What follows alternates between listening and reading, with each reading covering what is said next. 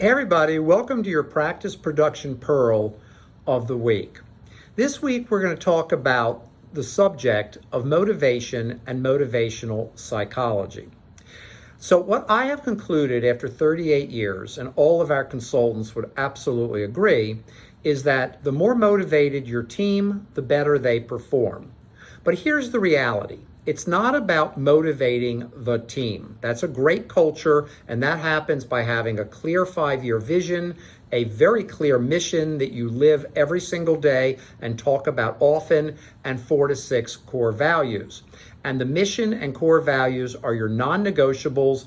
People can make mistakes, they can get things wrong, they can have learning curves, but you cannot violate the core values or the mission. And the mission and the core values will never change. That culture will motivate your team. But in research I'm doing for a book I'm writing, a video book called Keep Your Team for Life, I also talk about learning the number one motivational factor for each team member. You need to take the time to sit down with team members and have conversations. I've been encouraging this ever since the pandemic of 2020. Take time every 8 weeks or so to sit down with each team member. You can rotate the cycle and ask them, how are you doing? How's life? Be not only a coach and CEO, be a friend. Engage in what I call compassionate leadership, which I think is the new leadership model. And I am certain that compassionate leader dentists will keep their teams for life or much longer than those who operate in the old transactional method. Now, the point of this training pearl is if you also in those conversations ask, what is your number one motivational driving force? And let people answer. There's no good answer, there's no bad answer. It could be money, it could be professionalism, it could be continuing education, it could be having a 4-day work week instead of a 5-day work week.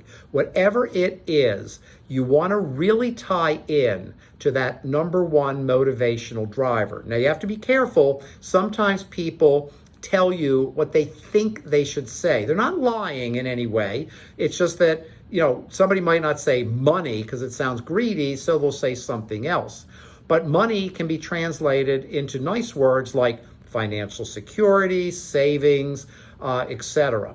So once you know the number one motivational driver of each team member, now you know how to motivate that team member. And when people are motivated, they perform better.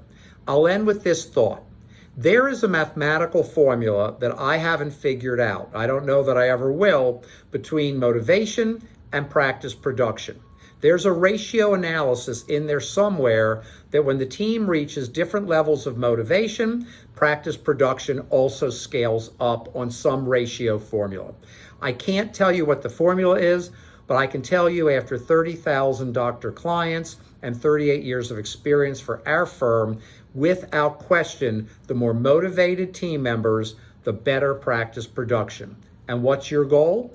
Well, as always, I wish you increased practice production every year, and I'll see you next week.